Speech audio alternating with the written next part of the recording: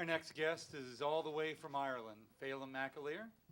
Phelim is the director of the much acclaimed film that I hope all of you have seen, Mind Your Own Business. If you haven't seen it, make the time. Here's a bit from the New York Times on that film. Greenpeace and other environmental groups denounced the film as corporate propaganda and protested outside a screening at the National Geographic Society in Washington in January. It's typical propaganda from anti-regulation types. The Times quoted one typical eco-type. Makes you kind of like the film already, doesn't it? Phelim has been working on a new project, and I'm just as eager as anyone to see it. It's called Not Evil, Just Wrong, and remarkably, apparently, I'm in it. Our program bills it as a feature-length documentary about extreme environmentalism. Having seen him in action, I think that undersells what is sure to be amazing. Yeah.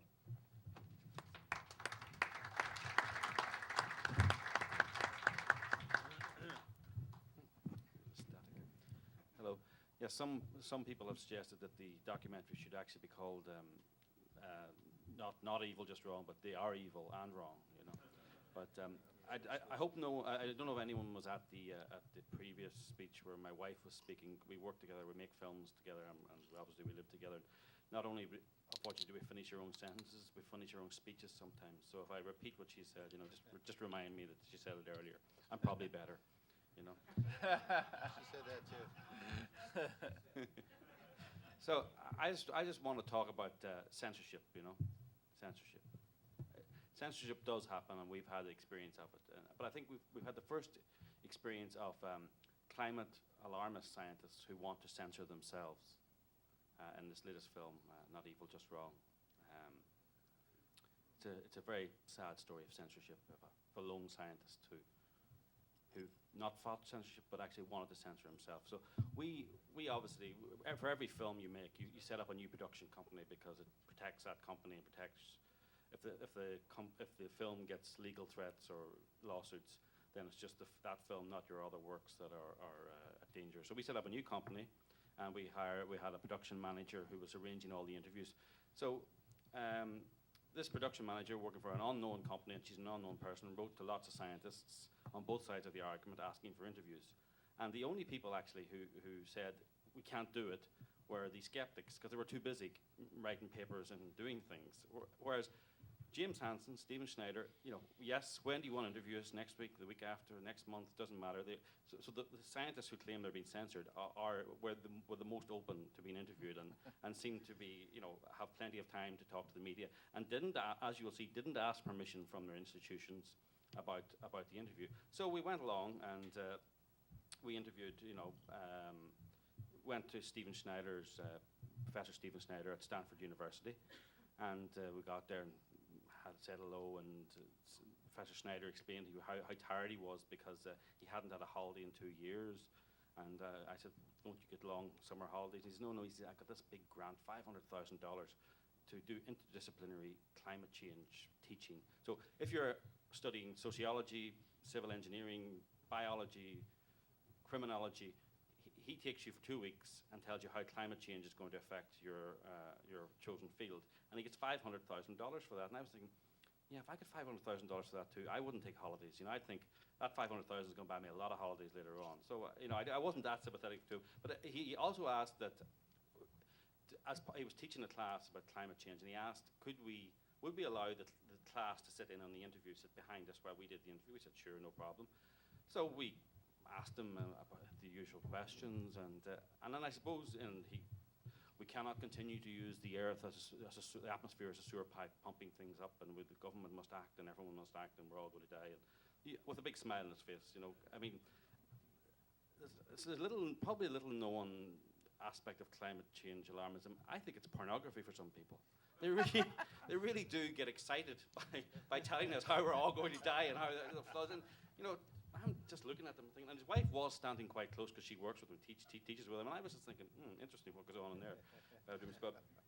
So as he was getting more and more excited, I let him talk, and then I asked him, I said, but didn't you in the 70s advocate that we're all going to die because of global cooling? And suddenly the atmosphere of the interview changed, and I could hear the students sort of moving forward to hear what it was going to say. And he got uncomfortable, and he shifted on the chair, and he did this and he did that. And then I asked him about the NASA records and and Al Gore never made anything. Al Gore has never ever said anything about the hottest year. He doesn't make an issue of that at all. And I give him a few examples. The interview just got cooler and cooler, not hotter and hotter as he would think. And so a few days later, we got a letter from Stanford. Oh yeah, before we went, he said, "Look, come along, do it in my office. Don't bother with permissions or anything like that. I give you permission to film in my office." So 2 days later, we got a letter from Stanford, from the Deputy Head of Communications, CC, to the Deputy General Counsel of Stanford. Dear Mr. McAleer, it's come to my attention that on or about September 22nd, on or about, like they didn't know what day it was. It sounds like a police report, you know. On or about, it was on September 22nd. I can confirm that, you know. You and your film production company engaged in unauthorized filming on Stanford University campus. For this reason, you are prohibited from using any of the Stanford footage you shot. It's fair enough, actually. Yes, we did. Although Laura says, you know, well, he acted as an agent, so we could have. But you know, they're right. The right thing to do is go put it through the system. But then the interesting thing is, Professor Schneider likewise has requested that I inform you that he has withdrawn any permission for you to use his name, likeness, or interview in connection with any film project you undertake. Now this means that not only can we not use the interview of Professor Schneider, but actually if we wanted to buy a photograph from an archive, he is telling us we cannot use his photograph or his image or anything he's ever said about climate change anywhere ever in the world. And this is a letter from the Deputy General Counsel, CC to the Deputy General Counsel. So he's a climate scientist censoring himself. Please confirm to me in writing you've received and will comply with Stanford's directive. And remove all parts of Professor Schneider's interviews will be removed from your film. So there you go. There's climate scientists who are censoring themselves because they were asked awkward questions. And I think it was good education for the students who were sitting behind me, and it's a good education for anyone out there who's thinking of sending their children to Stanford. Tell your children not to ask difficult questions of the professor, or you'll get an F. I mean, you know, it's perfectly obvious, you know. And so then we move on to, you know, journalists, and you can't really win. Just like Professor Schneider, you can't really win. I mean, earlier they were talking to Mark, BBC, the BBC journalist. I don't know, I hope they're here. But they were talking to Mark, who works for Senator Inhofe, and they asked him a few difficult questions, and is that right? Yeah. They asked him a few difficult questions, and he answered them quite well. And then they produced a picture of the hockey stick. Look at this, isn't this? You know, and he answered that quite well. And then, do you know what their next question was, or the next observation? You're very polished. You've got these answers just read off pat, haven't you? And it's like, you can't win. You know, if you stutter and stammer, you're unsure of your science. If you spit out the answers, then you're really polished, and you're sort of a corporate communications person who doesn't really, you know. So you're not going to win. You know, I don't know. Maybe you should stutter but give the facts directly. I don't know. I don't know how you're going to win. So, then I mean, so. You got to understand journalists. You got to understand how they think, and how program makers think. You know, because you see it all the time. Controversial new program, counterintuitive new program. You know, and you think many times if you controversial documentary and you go, I must watch this, and you find, well, actually it's not that controversial. See, they operate by different definitions. You know, they don't use Webster's. They have their own internal definitions. So and I've got some of them here for you. Controversial. For a program maker or a journalist, controversial actually means a dramatic program that comes to a conclusion I agree with, or I and the consensus agree with. You know, polemical is a one-sided dramatic program that comes to a conclusion that I and the consensus agree with. Flawed or contrarian. If a program is flawed or contrarian, that means it's a dramatic documentary that comes to a conclusion that I and the consensus disagree with. Very flawed and very contrarian is a dramatic documentary that comes to a conclusion that I and the consensus disagree with, but I can't find any credible facts to contradict it. So, why do journalists do this? Well, I think the problem is the world is on its head. I mean, a lot of people I know, the climate change skeptics, are condemned as conservative or old-fashioned and that. And for me, this is the first time we in our previous documentary we did a tour of the campuses all over America, Tennessee, Georgia, Harvard, UCLA. We went all over, and all over we met nothing but pessimistic young people. You know, I mean, who think that the world is going to end next year or the year after, and I'm going. Sorry, I'm the 40-year-old guy with the middle-age crisis. You know, I'm supposed to be the one who's supposed to be pessimistic and thinking, oh my God, my best years are behind me, and I don't know, I have to go and get a mistress or whatever it is you do when you're 40. You know, I'm the one who's supposed to be clinging desperately to the good old days talking. But instead, we've got these 18-year-olds who are now so pessimistic, and I'm telling them, cheer up, you're happier and healthier than you've ever been. So young people are so pessimistic now. I mean, young people are the more conservative now than most people in this room.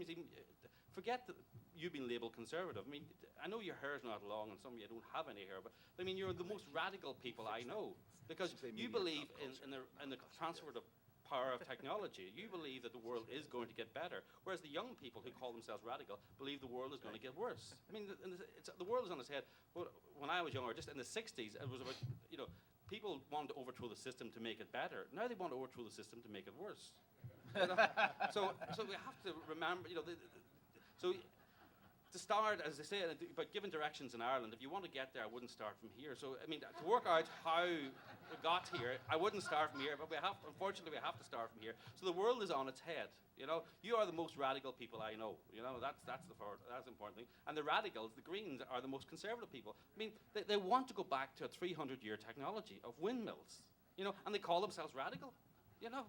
Growing a beard and wearing a woolly jumper while supporting a 300-year-old technology makes you a conservative everywhere in the world. So, and that's it. So journalists like to think of themselves as radical, cutting edge, take it right to the edge. I looked at that politician right in the eye and I told him and I questioned him and he sweated, And sorry, just because you're repeating things that people with beards told you, it doesn't make you a radical. There has to be facts behind it. And it actually has to be, to be radical, it actually has to overthrow something rather than harking back. Conservatives are supposed to harken back to this golden age. No, it's the woolly jumper variety of people now who are harking back to this golden age when we had windmills and water power and died at 45, So, and there's another reason. It's the unfortunate position. Like I said, if I wanted to get there, I wouldn't start from here. At the moment, environmental organizations are seen as neutral.